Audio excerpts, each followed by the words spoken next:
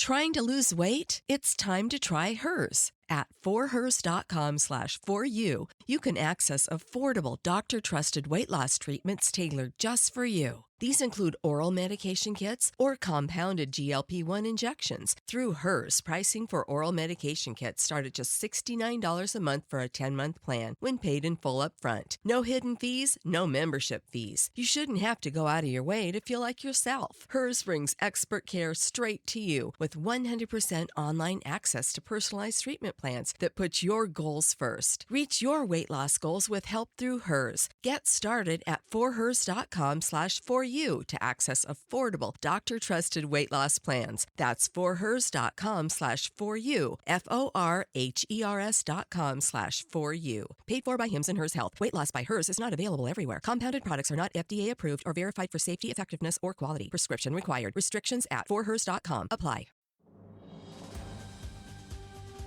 This episode brought to you by Progressive Insurance. Do you ever find yourself playing the budgeting game? Shifting a little money here, a little there, and hoping it all works out? Well, with the Name Your Price tool from Progressive, you can get a better budgeter and potentially lower your insurance bill too. You tell Progressive what you want to pay for car insurance, and they'll help find you options within your budget. Try it today at Progressive.com. Progressive Casualty Insurance Company and Affiliates. Price and coverage match limited by state law. Not available in all states.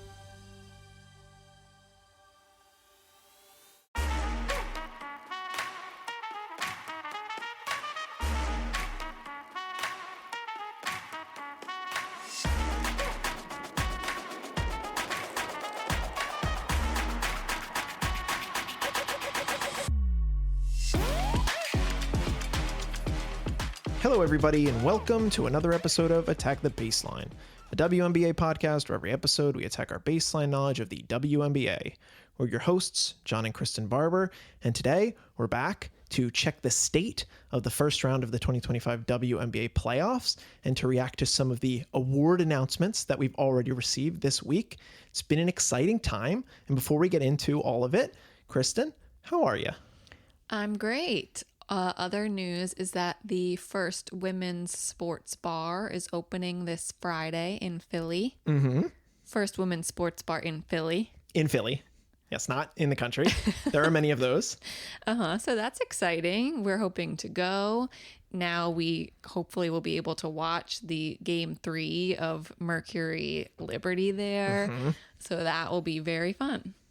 Yes, very fortunate that Mercury Liberty went to 3 games because there was a moment where a chance that it could have not, and then Marsha's wouldn't have had any WNBA programming to have on Friday for their opening night, but fortunately we get that, and I'm very excited to check out that place. So looking forward to that. That's Marsha's in Philadelphia. So if you happen to listen to this and you're there, we'll be there. Come say hi. If you'd like to send us an email, you could do so at our email, attackthebaseline@gmail.com. Connect with us on Bluesky, Instagram, TikTok at ATBPod.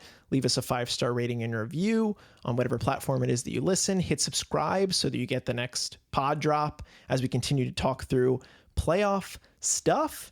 And let's just get into it. Okay, so before we talk about the 4 series, the one that's already finished and the 3 that are heading into game 3s, which is exciting. Let's go through some of the awards that we've already found out about so far. We have Most Improved Player going to Veronica Burton. We have Natalie Nakase winning Coach of the Year. We have Defensive Player of the Year being the first ever co-award to one Asia Wilson and Alana Smith, and Rookie of the Year going to Paige Beckers. We still have yet to hear about MVP, 6th Player of the Year, Sportsmanship Award, but that's where we're at right now. Kristen, your immediate reaction to any one of those awards? We'll say Rookie of the Year. We knew that. Throw that one out. Let's talk about the other ones. Okay. Congratulations, Paige. I mean, the way they announced this was very fun. Jennifer Hudson? Yes, Kathy being there at the end of Paige's little tunnel. Mm-hmm. That was funny. Her double take Kathy jump scare was hilarious. the Kathy jump scare. If Kathy was just there I would freak out. I'd be like, huh? The shocker music plays. Oh. Yeah. So that was cool. But yes, I think we all knew it would be Paige. Shout out to Sonia for getting her Yeah, she got her two votes. It wasn't unanimous. I mean, the breaking news is the co-DPOY. Yes. This is very interesting. Never been done. I personally do not hate this. Like, maybe just because I am not a professional athlete. I'm not a like uber competitive person. If I won a co-award, I think I would be happy about that still. I think that's cool that both of them are getting recognized. It is weird that they didn't, do anything to break the tie. You would think that they would have some sort of system. You go to a tiebreaker, but for whatever reason, they didn't want to do that. They were okay with having the co-award. And I don't know. I think it's nice for both of them. Sure. So now this is Asia's third DPOY. She won it 2 years in a row prior to Nafisa winning it last year. So she's not a stranger to DPOY. Alana Smith of the Minnesota Lynx has never won this award, and we figured it was probably going to be Alana, and then it ends up Alana's at the top here. I do find it a little strange that, this is why we have ranked choice voting in the MVP, so that you never have this as a thing. I mean, yeah, I get that. They should have ranked choice voting. After this, they probably should. Yeah. Because then you won't run into this. But I don't think it's an issue. Like, I don't want to say you run into this issue. I think it's fine. And I just, like, to me, as a basketball watcher, DPOY is always like a difficult thing to, most accurate. I feel like it's one of the more subjective awards, but in general, all of the awards are pretty subjective unless it's overwhelmingly obviously one player. And in this case, it very much wasn't. I mean, Gabby Williams had 9 votes. Fee had 2 votes, which is interesting to me and kind of makes me feel like, well, it probably should have been tiebreaker to Asia, because the voters out there, whoever gets to vote, said that the Minnesota Lynx have 2 players that were worthy of the best defensive player, whereas the Aces had Asia, and she tied for the most votes. So in that case, to me, if we're like extrapolating past the votes, it should be Asia in this case. I'm curious if the players care. I know like Bam Adebayo is pretty vocal about it. Like, what the heck is this co thing? Like, someone explained co to me, which is kind of funny. But like, okay, you try to win an MVP, Bam. Yeah. Bam, come on, I want to Bam. hear it. Yeah. I actually don't know. Bam probably has a DPOY. I know I could fact check that. Who knows? I don't have the desire right now. We're not talking about him. So yeah, I find it a little strange. I personally don't care a ton, but like, for the fact of the awards, now we're always going to see 2 names listed for this year. That's going to be kind of weird. I wouldn't love if this was like a trend. I don't necessarily need to see this for other awards or like in future years, but like, whatever. I'm not pressed about it. Right. Like, I don't want to say that either one of these women shouldn't have won it. Right. So, okay. Both of them can have their awards that say DPOY in huge font, and then really tiny next to DPOY it says co. Like really tiny font. So they both feel like, oh yeah, I was the defensive player of the year in 2025. Asia 2, Atlanta 2. So that was kind of interesting. Natalie Nakase, we said we were expecting Natalie Nakase to win. This was a pretty interesting vote. Carl Smezko received 15 votes to be coach of the year, and Becky and Cheryl both got there too. But yeah, Natalie kind of runs away with this one. Not shocker. Unfortunately, for her, the Valkyries were eliminated from playoff contention last night against Minnesota, but perfectly deserved award, as we already talked about previously. And then you can't really argue with Veronica Burton as well. Like, these awards were pretty destined for the Valkyries. Mm-hmm. So an exciting award, an exciting way to wrap up their year. I think, well deserved, and they played well. in this playoffs. Do you have anything to say on either of those, or you want to just get into their series? No, I think definitely well deserved. And they had a much better season than everyone thought. I think it warrants some awards. So I'm glad that, they won. So get ready for whoever is going to be the most improved player that joins either Portland or Toronto next year. There will be at least a player on one of those squads, if not one on each of them, that probably is in that conversation, I bet. Because you think that will be a trend?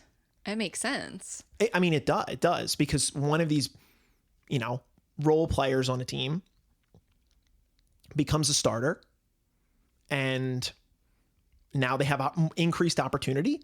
More opportunity to improve than someone who is always a starter. Right. Yeah. So I feel like that could be a trend over the next, 5 years as we get these expansion teams trickling into the league. But we'll see. Well, that remains to be seen. We'll see in 2026. Okay. Let's talk about the games, starting with the first series to wrap up. The number 1 seeded Minnesota Lynx knocked off the Golden State Valkyries in 2 last night in Valhalla in San Jose, which again, Valhalla is a state of mind, and very much you could tell because for the majority of game 2, it very much looked like Golden State was going to force another game 3 in this playoffs. However, the number 1 seed Minnesota Lynx said, we know who we are. And they took control of that game, closed it out, made it a tight finish, but got the job done. What did you see in last night's game?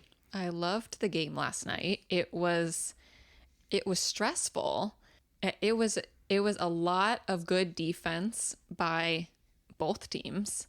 Mostly the Valkyries at the beginning and the Lynx at the end. I think certain players definitely shined. Courtney Williams was great at the end.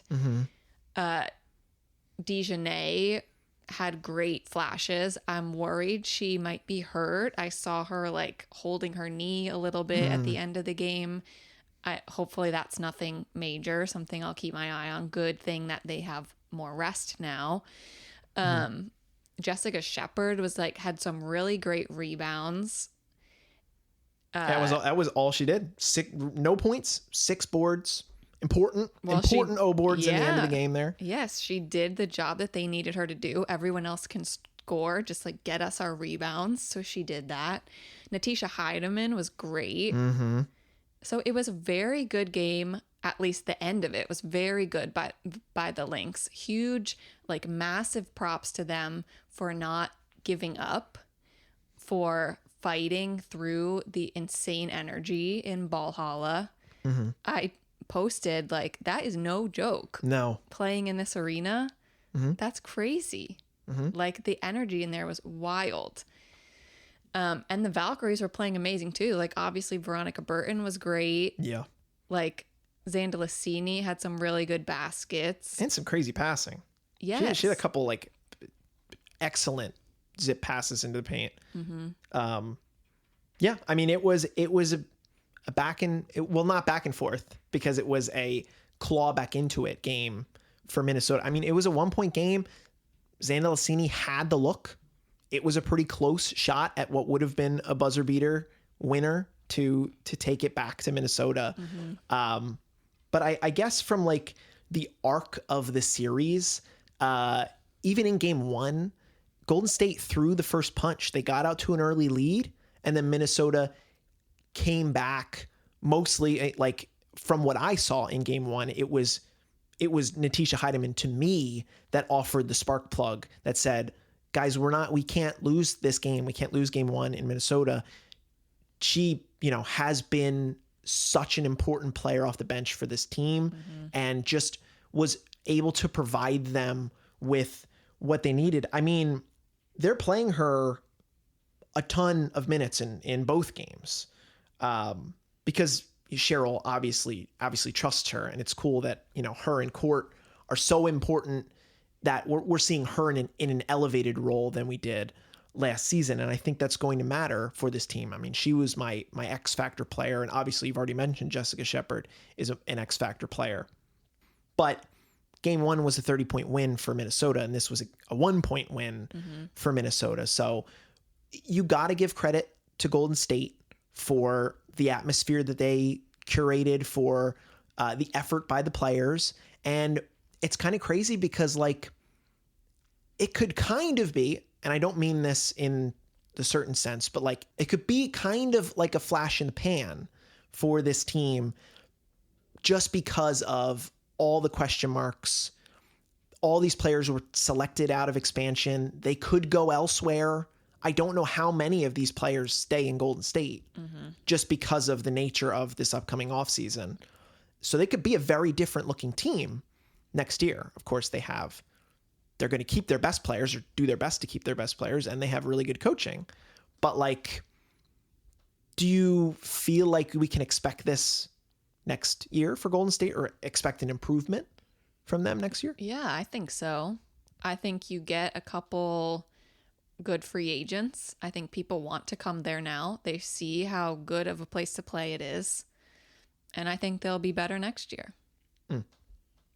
Yeah, I mean, I hope so. I hope so. Because they were, I don't even know, they were a couple bounces away from taking it back to Minnesota, and who knows what can happen in game 3. And I just want to say, proof of concept wise, for the W, switching to home away home has been a great thing, an excellent thing, because now we have 3 game 3s to talk about, and let's just get into it. Where do you want to start? This episode is brought to you by Progressive Insurance. Fiscally responsible, financial geniuses, monetary magicians. These are things people say about drivers who switch their car insurance to Progressive and save hundreds.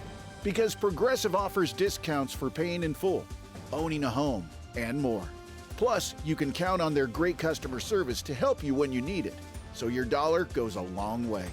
Visit Progressive.com to see if you could save on car insurance. Progressive Casualty Insurance Company and Affiliates. Potential savings will vary. Not available in all states or situations.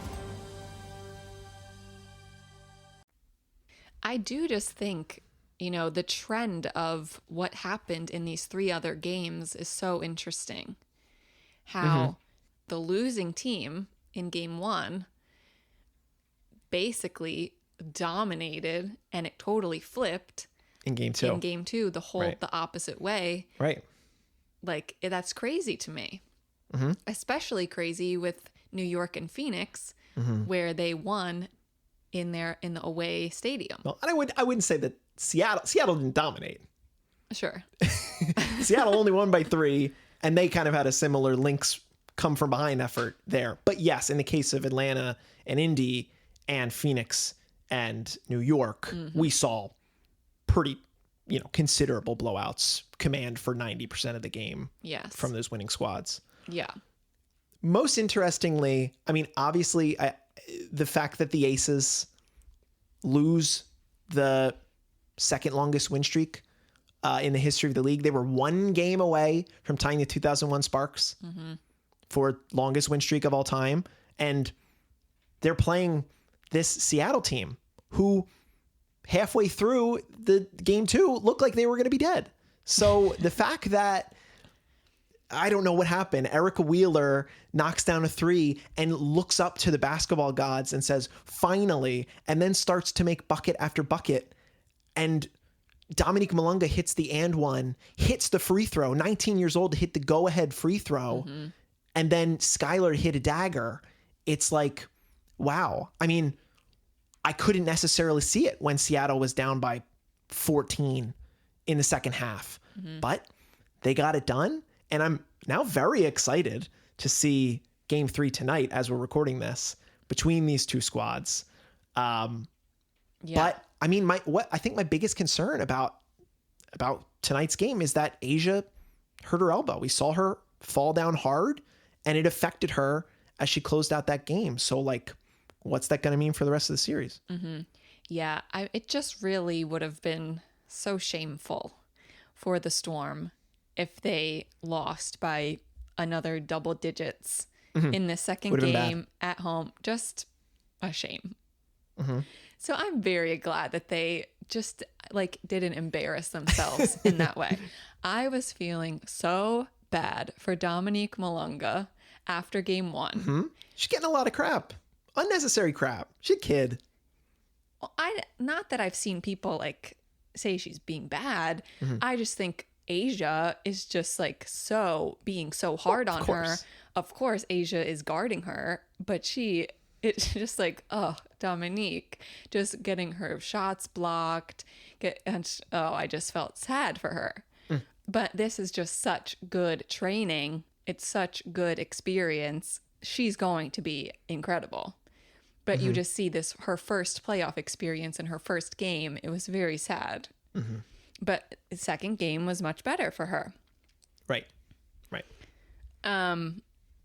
Yeah, I'm concerned about Asia.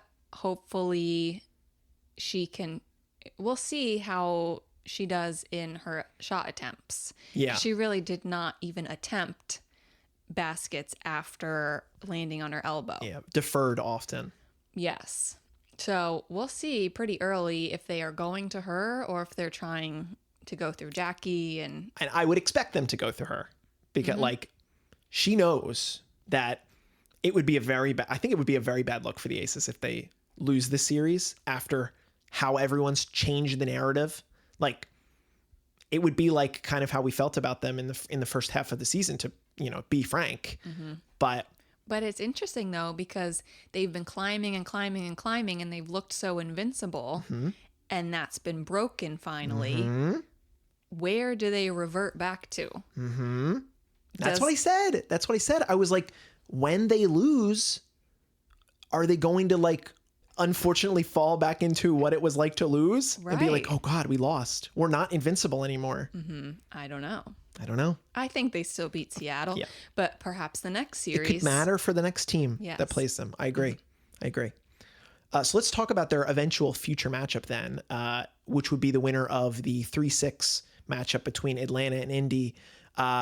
Indy came out pretty strong in the start of the first game, had an early lead, and then Atlanta kind of kicked it up a notch in the second half there. Naz Hillman felt to me like a playoff riser in that first game. She was excellent, especially down the stretch. Indy got really tight in the fourth quarter.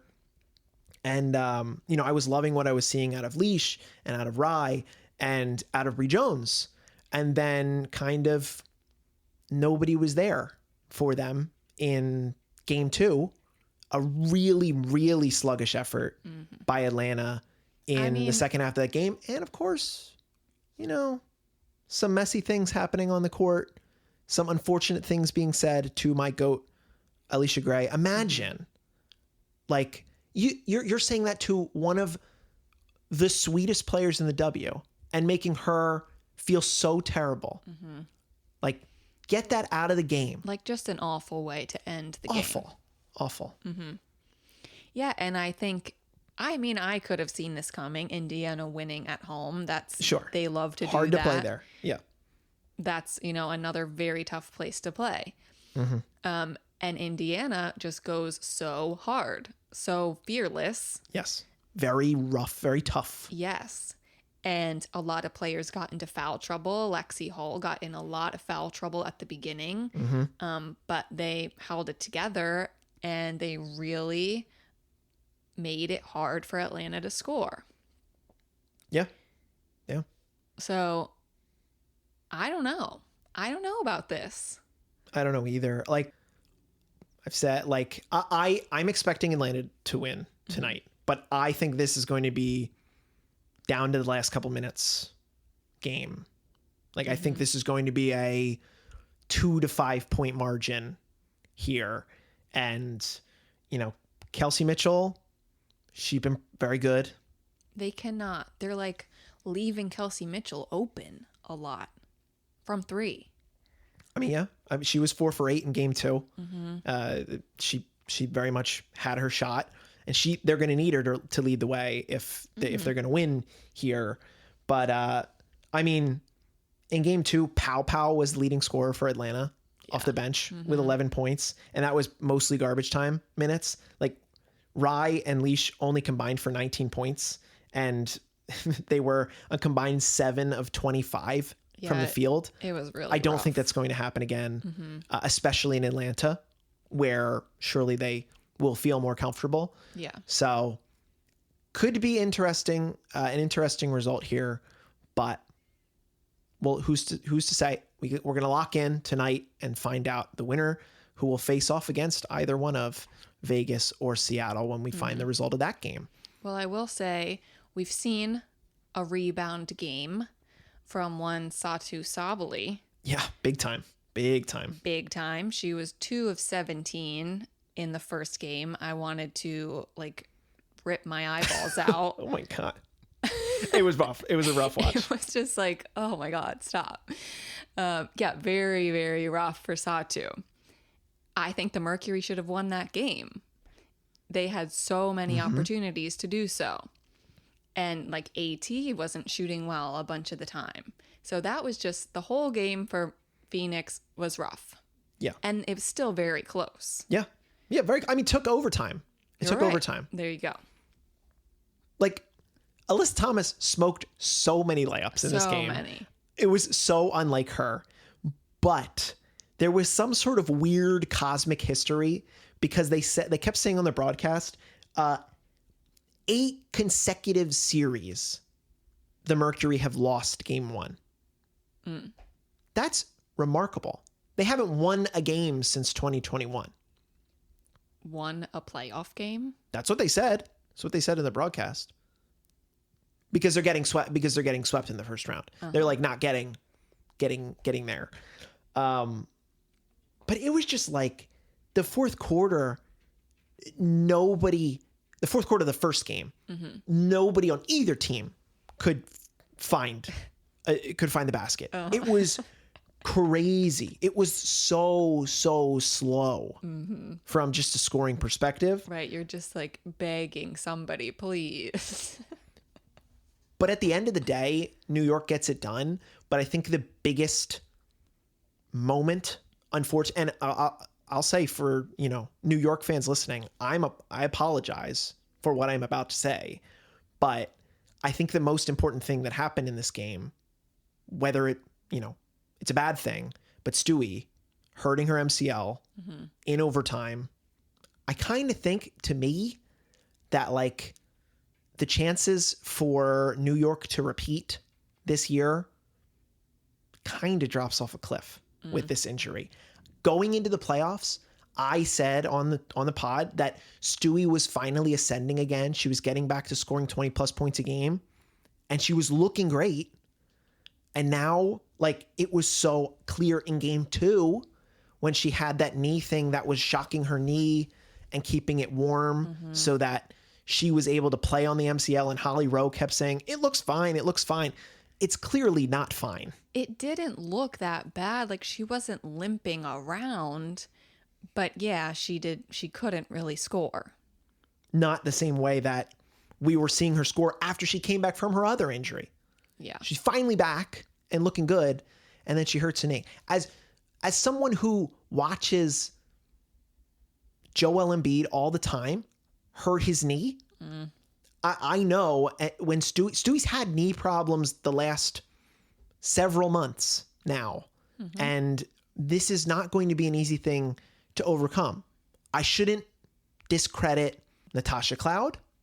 I shouldn't discredit Jonquel Jones. They could certainly rise here. I shouldn't discredit Sabrina, even though she had a very weird game too, where she missed a lot of free throws, which is very unlike her, 91% free throw shooter, and she missed like 4 in a row, her first 4 or something like that. But I think it definitely just took a lot of air out of the possibility of what New York could be in this playoffs to have now this injury looming over. We're always like, even if New York wins the series, and they very likely could, we're going to be talking about that. Yeah, no, it really is a huge bummer, and it just makes everything more complicated. It sucks. Because clearly they want Stewie to start still. That's their plan. She looks okay to start. All right, she's going to start. And then it just doesn't go how you want it to go. So then what's their plan now? Like, I don't know if they thought through a plan of Stewie can still play, but isn't going to be very good. Mm-hmm.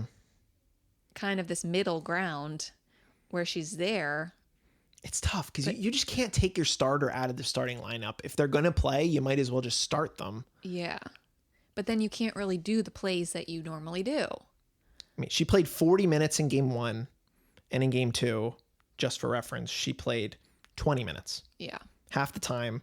She only attempted 6 shots, 2 of 6 from the field. Obviously, they pulled the start. They pulled her pretty early.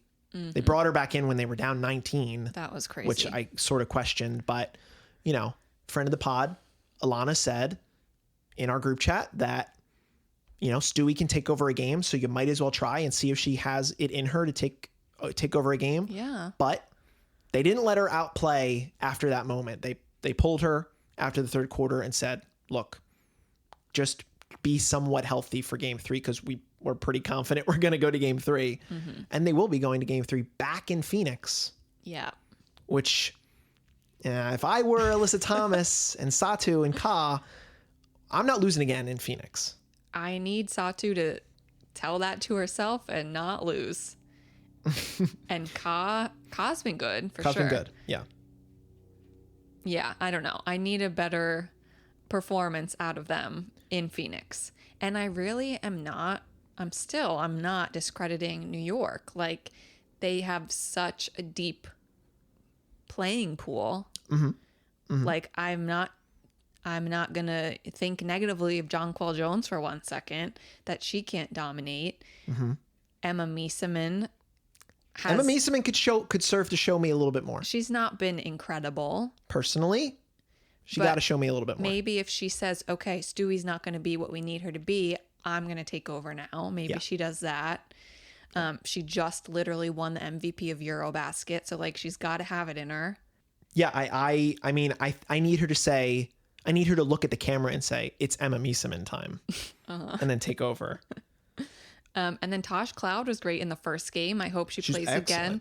In the second game, again, she'll be back in Phoenix where she played last year. So she clearly had some sort of, you know, vengeance for playing there. So I think this will be a very interesting game 3. Yeah, I think this is going to be an exciting one.